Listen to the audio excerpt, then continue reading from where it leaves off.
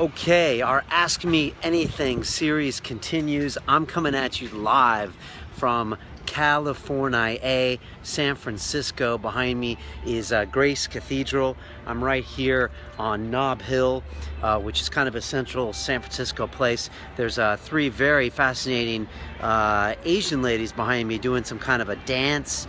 It's not like a Tai Chi. There's something going on. I'm not sure exactly what's going on, but I wanted to answer a couple questions that people have been asking me about how I feel about America. You know, I'm quick to kind of slam the Americans. I live in London now for 13 years. I consider myself a Londoner. I have a lot of London sensibilities, and I always joke that, you know, Americans, they have no class and all that stuff. And you know, when I see the way they dress around here, sometimes I do think they could use a little British sensibility.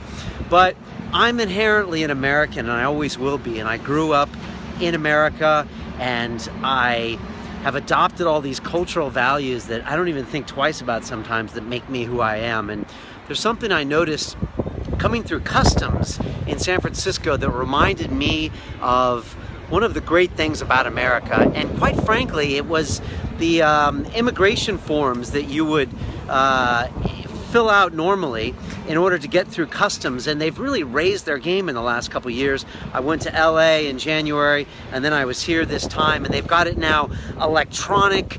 You don't have to write down any forms. You take your own picture. It guessed what flight I was on, and the whole thing was smooth and seamless. The agents were really courteous, and one thing I noticed when I left LA last time, it even said, "How did the TSA treat you? Tweet us." And it was just things that are inconceivable, in my opinion, for certain European airports or some of these like entrenched governments to ever improve or think about customer service. But it's something that Americans think of deep in their hearts, like about customer service and how can we make our product better and how can we be better, because I believe it's something in America about us, since a lot of us, well, the whole country was created on no legacy. We all had to build it from scratch, and if it wasn't good enough, we had to build it better. And so I think the Americans are always looking to be better. And even when it comes down to immigration, which should be just a government agency that doesn't give a shit, they actually care and they want to get it better, and they think about customer service. And I remember even seeing that at the DMV, the Department of Motor Vehicles, when I was younger, and they were always like, how are we doing? How can we be better? And it's something that I forget is inherent in the culture here, and it's something that I really love about America. You know, I'm in San Francisco now, which is the center of technology in the world. Let's be honest, Silicon Valley has a 10x times as far as the size of the London tech market, which I cover on my show Silicon Reel, and I love very much, but it's just so much bigger here. And the companies here really do drill down and find out, how do we scale and how do we really conquer the world. And I hate it when tech companies say that, because, you know, due to some of my spiritual experiences, I don't think that's a great personal goal, to world domination. I think that's kind of shitty, but I get it, and they do it well here. And companies like Google and Facebook and all these are literally miles away from me here, and it's something that the Yanks really know how to do well, and I think we should always look to them and trust and embrace kind of what they do. And it also reminds me, quite frankly, and on a personal note, of my grandfather. My grandpa Rose, as we used to call him, because he was my father's father. You know, he used to always joke that he was an Okie, and that meant someone from Oklahoma that basically went west to grow crops to basically sell to market. And if you had nothing in America, you could always go west. And that's that expression, go west, young man, as meaning there's plenty of capital out there as far as free land. There's transportation systems to get your products to market. All it takes is you stepping up to the plate and working hard and taking no excuses and building a better product, or building a cheaper product, or growing a better product. And so my grandpa really had those qualities in him, and you know, he really came from nothing. I remember my grandma, when she was still alive, she drove me by one of the places they used to farm in Arizona, and she pointed it out, and she said, this is where we used to farm, I think it was corn or something else back then. And she said, your grandfather dug up stumps for 2 years before we planted anything. And I was just like, what? he dug stumps up for 2 years. And I'm like, oh, let's think about the hard days I have. Like, that's a hard day. That's a hard year. It's a hard 2 years.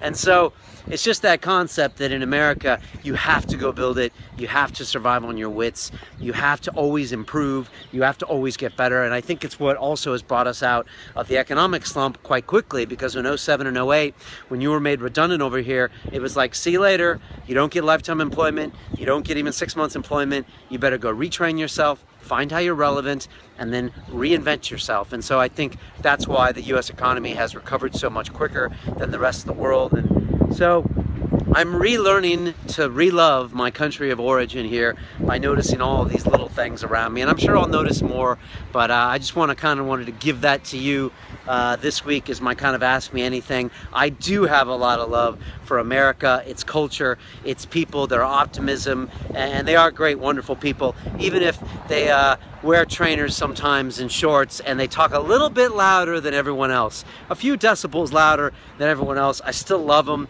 All my family are Americans, and you know, they're wonderful people too, and then this is who I am. So I'm really enjoying San Francisco. I'm about to head out to Napa Valley later this afternoon to go spend some time up there for a couple days. So looking forward to that, but I'm gonna hit you with more of my observations. But right now, really enjoying San Francisco. I like the fact that there's not a beach culture here.